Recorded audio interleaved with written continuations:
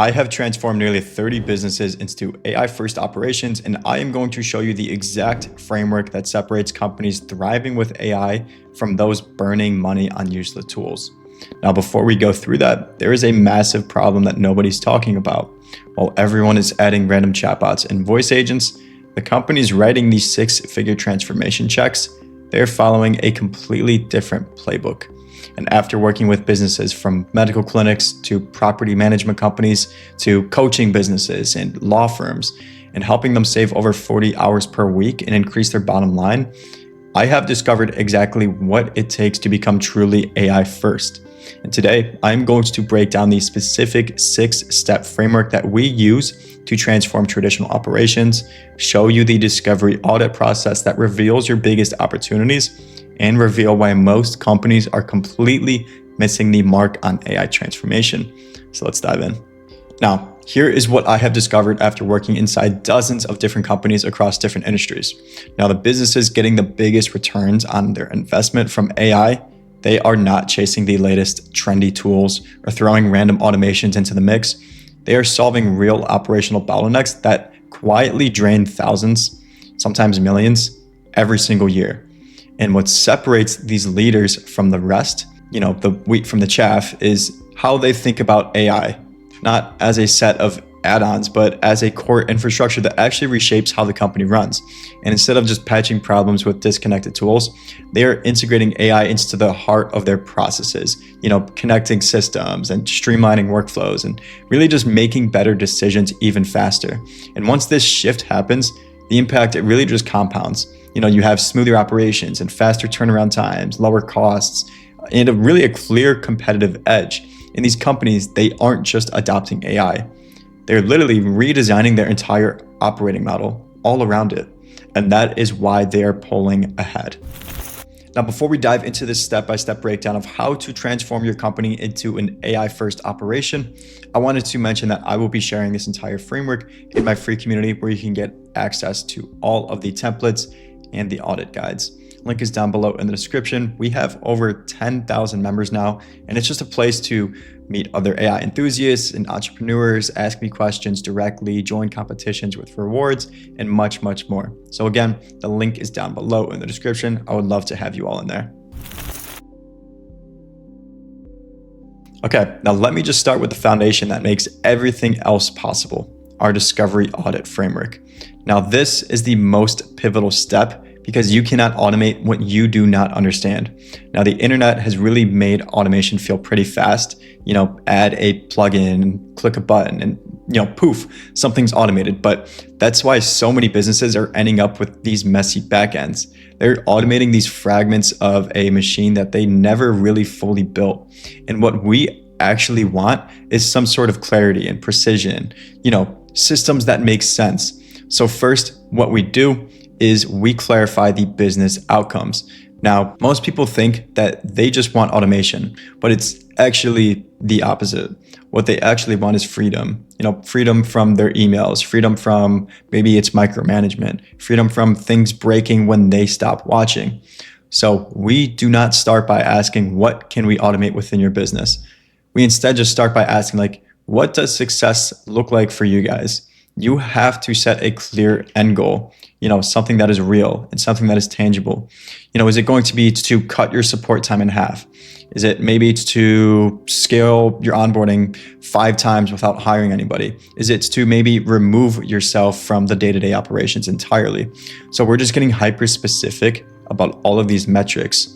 And instead of saying something simple like we want to be more efficient, we define these exact targets like we need to close $180,000 in new ARR each month, or our close rate needs to go from 25% to 35%. Now, second, we are going to be mapping the real business. And this is where the actual work truly begins. And it's really not too flashy. It's really deeply operational in its natural state. So we're mapping out how your business really works, not how you wish that it worked, not how it looks in a pitch deck. Now, we just want to find things like, okay, well, how does a lead go from a stranger to a signed contract?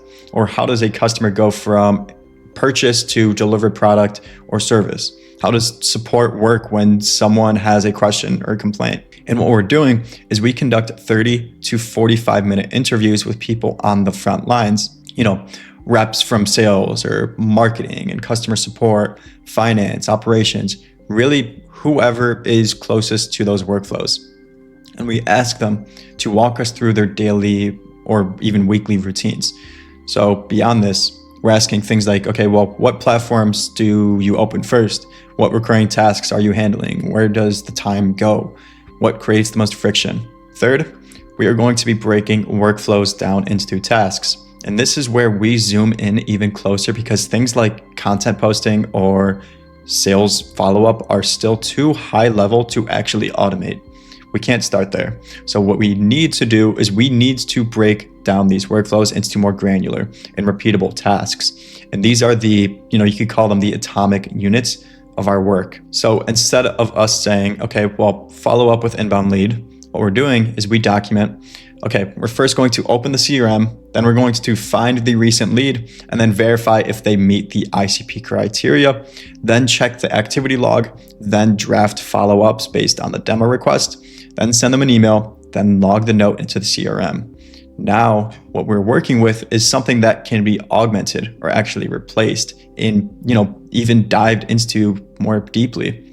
Fourth, what we're doing is we are leveraging our expertise, spotting different AI opportunities. And this is where we put on our AI lens, as corny as it sounds. We go through every task and ask critical questions like, okay, well, is the input structured enough for a model to interpret? Is the output going to be predictable enough for a system to generate? Are the decisions made based on rules, SOPs, or logic that can be taught via prompt engineering? Is this task repeated often enough to justify automating it? And if the answer is yes to all of it, well, then we are going to flag it as a prime candidate. Now, finally, what we do is we prioritize for the most impact. Now, not everything should be done at once. What we actually do is we stack rank every candidate by effort, impact, and internal visibility. From there, we're classifying these into different use cases, into really 3 different buckets. So first up, we have the quick wins bucket, which is consisting of low complexity, high ROI projects that we can deliver in 1 to 2 weeks. Operational levers, which is medium complexity systems that impact cross-functional workflows.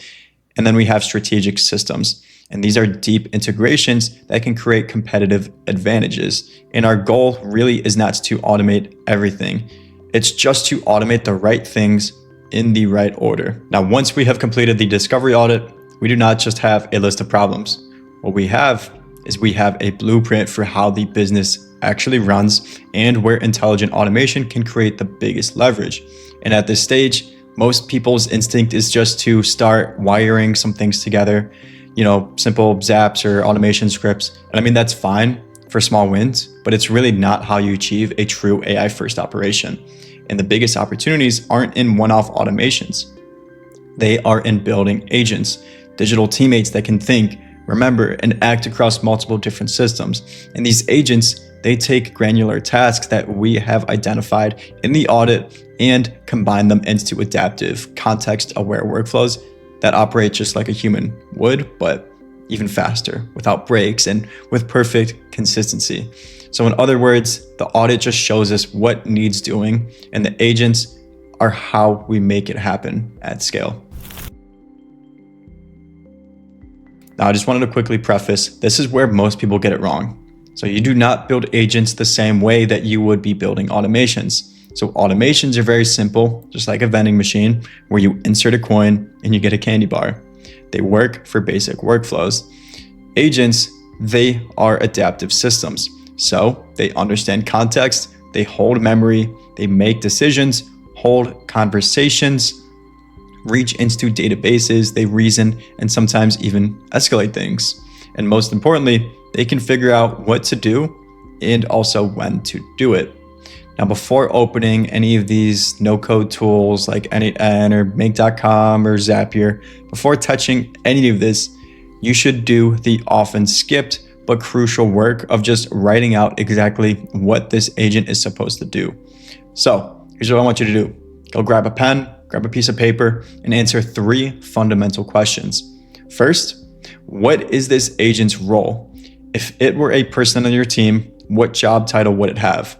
Second, what is the expected outcome that you want to achieve? So you have to be super specific. So is it going to book a sales call, disqualify a lead, generate a report? Third is what is the context that this agent actually needs?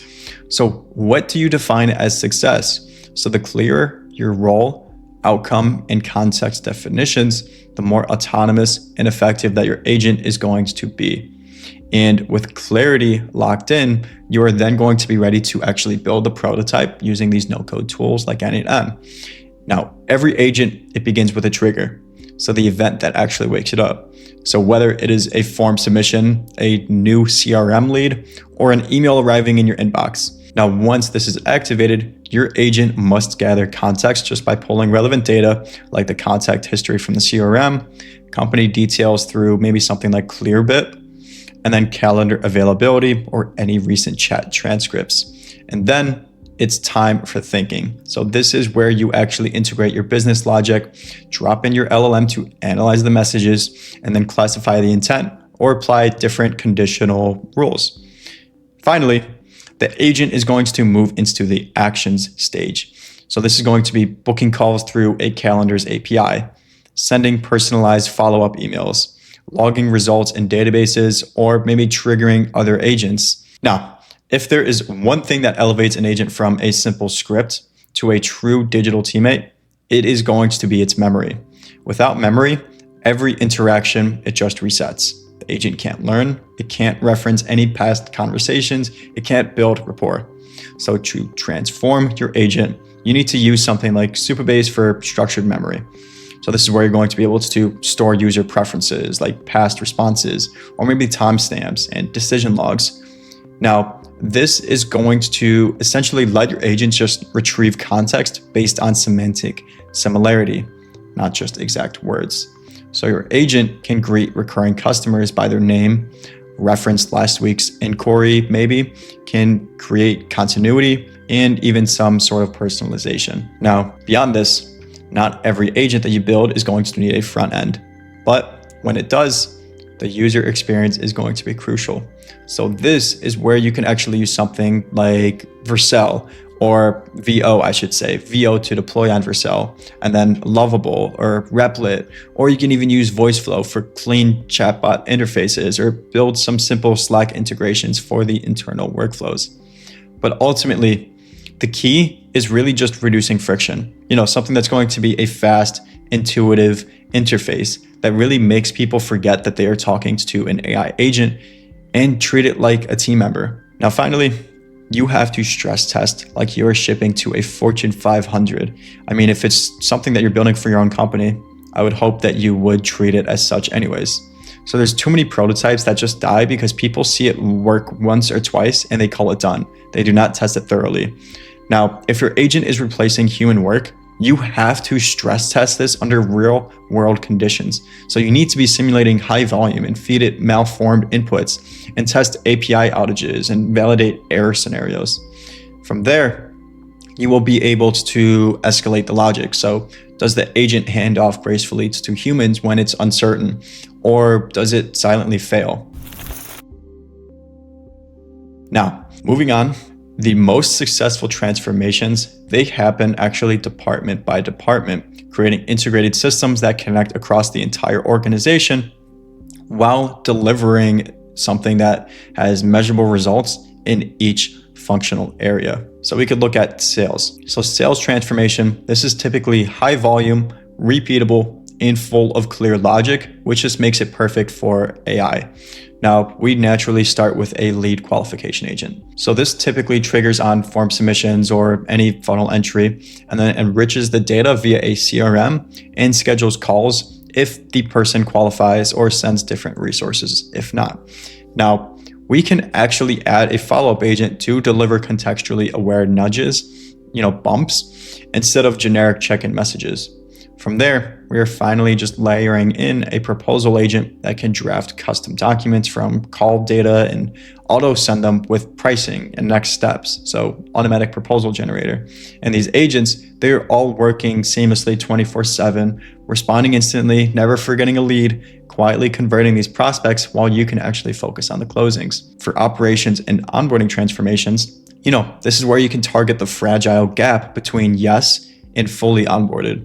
So what we do is we launch a welcome agent to just trigger everything that a new customer needs. So different things like login instructions, video tutorials, team invites, sending reminders, and so on.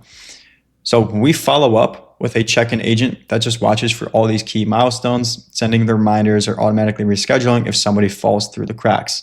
And over time, we introduce a customer education agent just to send targeted resources based on the user's behavior. And what this is actually doing is it is literally replacing a full-time coordinator with a reliable silent system that keeps our customers, our clients' customers on track and actually happy. Next, we can look at finance. So finance transformations, these can actually tank a company if invoices are missed or payments are delayed. But it's also one of the easiest areas to be automating. So what we do is we use an invoicing agent that just watches for project milestones or services rendered and just sends invoices via Stripe or QuickBooks, really whatever processing platform that client is using. And then we have a reminder agent that just sends polite follow-ups for overdue payments. From there, we can actually add a receipt processing agent that uses OCR to automatically log expenses and categorize them. And what this is doing, it is just ensuring accuracy, consistency, and that nothing is falling through the cracks. Lastly, we can look at support transformations. And these are addressing how support actually drags founders back into the weeds. Yet 80% of inquiries are actually really predictable. So what we do is we just start with an inbox agent. In this inbox agent, this is just going to be reading incoming messages, classifying them, and just responding to password resets, billing issues, common questions, the simple stuff. From there, it can escalate only complex issues that it does not have answers for. And then for anything deeper, the deeper coverage, we just add a knowledge-based agent that consults documentation and help center content to answer the questions conversationally. So what this is doing is it is transforming support from a non-stop fire hose into something that's a more controlled system, controlled environment that triages intelligently. Now, all of these agents, they can actually connect into a living system, a living ecosystem, if you will. Now, when a lead is qualified, the onboarding agent takes over. Once payment clears, the delivery agent starts. After a support ticket closes, the retention agent logs the win. The shared memory and clear communication binds these agents together, passing data and just triggering one another like a well-trained team that really never sleeps. And it's going to be a fraction of the cost of what you are paying your current team or having to hire for another team. Now, really quick, before we get into the next section, I just wanted to mention briefly that if you are a business owner looking to transform your business with AI to ultimately increase your bottom line and save your team hours every single week and actually grow and get an edge over your competitors, then you can click the link down below in the description to schedule in a call with our team to learn a bit more. We have worked with more than 20 different companies now, either driving significant amounts of leverage for them or increasing their revenue and allowing them to scale efficiently. So if you're at all interested in growing your company and scaling, then again, the link is down below. We would love to discuss, but in any case, let's just jump back into things. Okay, now once your transformation is actually complete, your business should be operating fundamentally differently from traditional companies and actually creating sustainable competitive advantages that are going to be compounding over time. So your role, it is going to shift dramatically. So you're no longer in the weeds, firefighting or responding to every single issue. And instead, you're reviewing performance dashboards, identifying improvement opportunities, and designing new automated workflows. So from here, you're going to stop writing emails, stop fixing bugs, stop scrambling across these different Slack channels or Teams channels. You instead spend time thinking about better outcomes, reviewing performance, and coaching your team on leverage. Your hiring should be changing too. So eventually, you will add to your headcount again, but the roles are different. You're not hiring someone to run support or just handle the sales for you. You're hiring people to actually oversee, improve, and collaborate with your agents. And this is literally the future. This is where things are going to be changing. And there's still a paradigm shift that has to happen where people have to see things through this lens. But I promise this is where things are heading and how it's going to be over the next decade. So instead of a sales representative, you're going to bring on a revenue operator who can actually refine AI flows and test new sequences. So instead of adding a new VA, you are going to add a systems integrator to manage data between the flows and the platforms. And your competitive positioning, it is going to be based on capabilities that traditional businesses cannot easily replicate. So instead you have 24/7 responsiveness and perfect consistency and continuous optimization, and also the ability to scale without proportional cost increases. Additionally, your dashboard will alert you to what needs fixing. So your agents, they're going to be sending feedback about what's working. Your team is focusing on constant improvements rather than crisis management. And what this is doing is it is creating true business transcendence, ultimately freeing you to actually build and rest and scale your company because you're not the operator anymore. You're just the owner of a system that runs itself, gets smarter over time, and creates compound leverage that these traditional businesses simply just cannot match. Now look, the window for AI first transformation, it's open right now, but it will not last forever. We're in a temporary period where demand for sophisticated AI transformation, it massively exceeds the supply. So the companies that do establish themselves as truly AI first in the next 6 to 12 months, they will be capturing the majority of long-term value. Everyone else, I promise you, they will be fighting for the scraps and be so far behind. So just stop thinking about AI as tools to add to your business. And you have to start thinking about it as the foundation for how your business will be operating. So again, use this discovery audit framework that I outlined today. Just pick 3 workflows that are bottlenecks in your business and just break them down into these atomic tasks.